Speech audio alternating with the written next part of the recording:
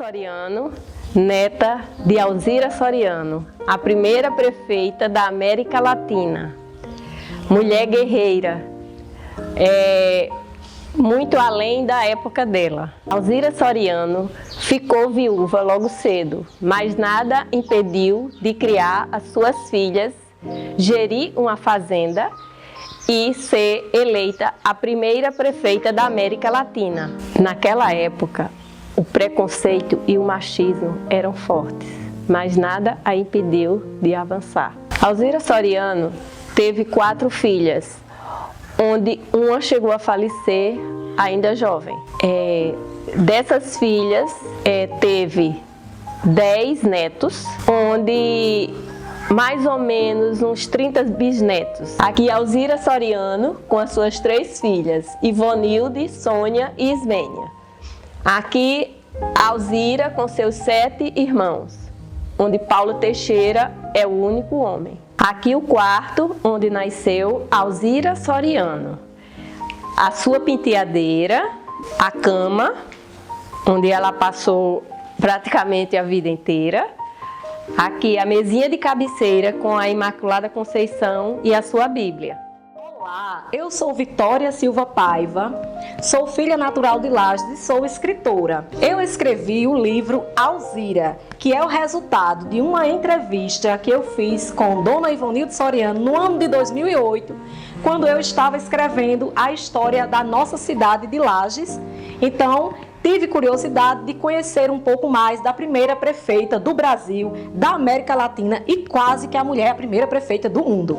Então eu conto essa história nesse pequeno livro, que é uma biografia literária. Em 2015, nós fizemos o primeiro festival literário na nossa cidade, o Fli Lages. E nós queríamos homenagear a Alzira no Fli Lages. E a Alzira ainda não era um objeto literário, então pensamos como transformar essa mulher atemporal, essa mulher que nos inspira, em um personagem literário, em um objeto onde a literatura também dê conta de Alzira. E aí nasceu o livro Alzira, que conta a história de Alzira desde seu nascimento, toda a influência política que ela teve na vida, sua amizade com Berta Lutz, o seu conhecimento e o que fez dela a primeira prefeita da América Latina. Bem como também no livro nós vamos saber por que Lages foi a cidade escolhida para ser palco desta tão grande mudança e evento histórico do nosso país, que estava em pleno movimento sufragista nessa época. Então no livro você encontra todas essas informações. Além do livro, nós também escrevemos um cordel, transformando em poesia a história da nossa amada Alzira Soriano. Ambos os livros e os cordéis são muito utilizados nas escolas públicas de Lages, onde as crianças, adolescentes e jovens se preparam para o evento da Semana Alzira Soriano. É um evento que a cidade realiza todo último mês de abril. No último mês de abril celebra-se em Lages a Semana Alzira Soriano. Por quê? Porque ela aniversaria dia 29 de abril. Então a gente conta essa bonita história através de vários eventos que acontecem durante essa semana. Eventos esportivos com as atletas femininas, encontro de mulheres que inspiram mulheres, onde mulheres com várias profissões falam sobre suas profissões e encantam outras mulheres a serem como elas protagonistas, encontro de mulheres gestoras. E a Semana Alzira, ela se fecha com um lindo espetáculo, que é o espetáculo Alzira Mulher, onde o grupo de teatro conta toda a história dramatizada desta mulher singular. E temos também a Festa das Alziras, que é um momento social onde as pessoas se reúnem para participarem de uma festa que leva o nome de nossa grande Alzira. Agora eu vou declamar algumas estrofes do cordel Alzira Soriano, esse cordel que tem percorrido o Brasil, inclusive foi entregue muito bem distribuído na Marcha dos Municípios anos 2022 e 2023. E diz assim, mais ou menos: ó bondoso Deus do céu, dá-me agora a inspiração para eu narrar um fato passado no meu sertão. Tal fato virou história e deu coroa de glória ao meu humilde torrão. Por muito tempo a mulher, esse ser digno e forte, foi tratada com desprezo, algo que a ninguém importe, mas quis o Deus de bonança que houvessem as circunstâncias para mudar a sua sorte. No Rio Grande do Norte a história aconteceu, em Lages precisamente, fato notório se deu, pois a primeira mulher, contrariando o mistério, a prefeita se elegeu. Alzira Soriano ficou viúva aos 22 anos quando seu esposo foi vítima da gripe espanhola. Após ficar viúva, assumiu a gerência da fazenda e passou a morar na mesma com as suas 3 filhas. Ainda na fazenda, por um determinado tempo, atuou como professora, profissão essa que eu sigo com muito orgulho. Durante a campanha de 1928, ela foi atacada com ofensas misóginas, ou seja, qualquer ofensa que seja direcionada à mulher. Mesmo assim, foi eleita prefeita, com mais de 60% dos votos, e assumiu o cargo em 1929. Alzira Soriano, a primeira prefeita eleita da América Latina, foi eleita em 1928 aqui na nossa Lages.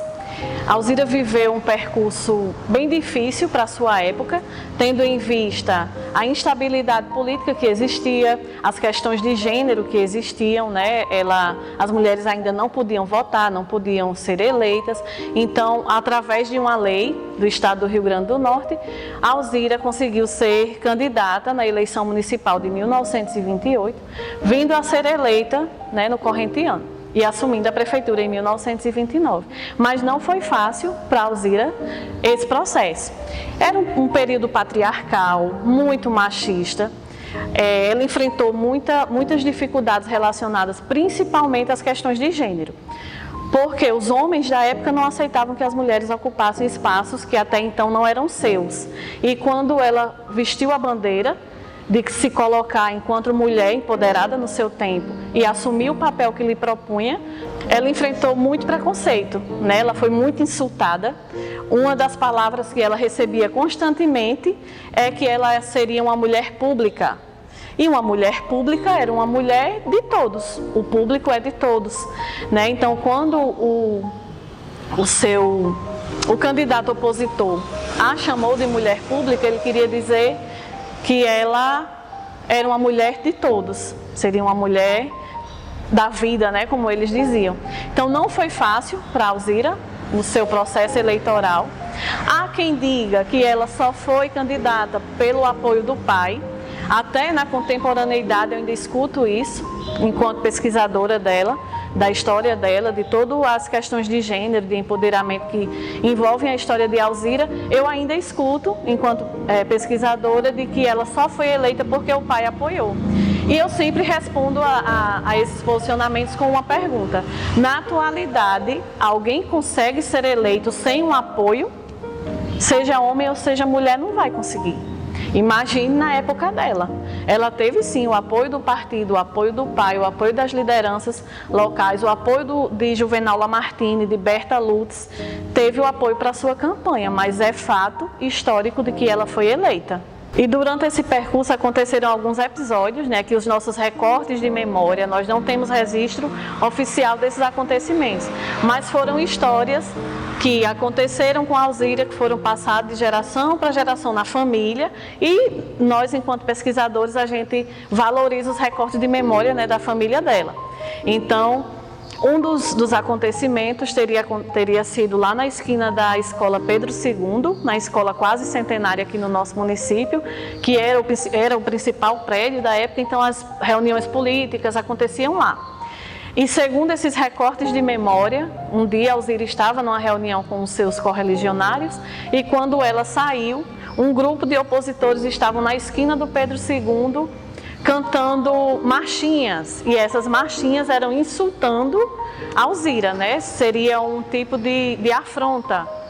E ela não engolia nada, ela ia atrás, ela realmente batia de frente com tudo e todos, se ela estivesse no direito dela, e ela bateu de frente com esse grupo, e segundo o recorte, ela deu uma sapatada neste cidadão. Este cidadão, inclusive, ele foi embora do município, porque quando a notícia chegou lá para Juvenal Lamartine, do ocorrido, ele mandou o recado para ele, de que se ele não parasse de mexer com Alzira, ele iria para Fernando de Noronha com a passagem só de ida. E nessa época, Fernando de Noronha não era um local turístico, era uma prisão federal.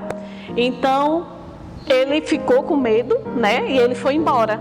Ele foi embora no trem, ele pegou o trem aqui na estação, onde nós estamos hoje, na estação do município, pegou esse trem e foi embora para Macau. E não voltou mais para Lages. E esse relato de que ele foi embora para Macau, nós encontramos em um livro da professora Brasília, da UFRN, a história de Manuel Manuel Teixeira. Né? Eu achei super interessante porque eu ouvi essa história do senhor Antônio Cruz, que era o nosso poeta já falecido, que era um historiador nato, e ele me contou essa história em uma pesquisa e depois na faculdade eu achei a história no livro. Não a parte de Alzira, mas a parte de que ele teria saído de Lages disfarçado, pego o trem e ido para Macau, e é fantástico porque a gente consegue interligar os fatos, né? Outro ponto teria acontecido no período de campanha, quando os comícios da época, né, não eram os showmícios, eram as pequenas passeatas, tendo em vista também que a população era pouca. O grupo de Alzira teria se encontrado com o grupo do candidato opositor e no caminho ele estendeu a mão para cumprimentá-lo e ela educadamente estendeu a mão. Quando eles apertaram a mão, ele puxou ela e disse no ouvido que lugar de mulher era na cama. Obviamente que ela também não ia engolir, né, calada, deu-lhe uma tapa que quebrou o óculos do cidadão. Então essa era Alzira, ela era uma mulher realmente à frente de seu tempo. Há quem trate de dizer que ela não era feminista, eu costumo dizer que ela era feminista sem saber que era.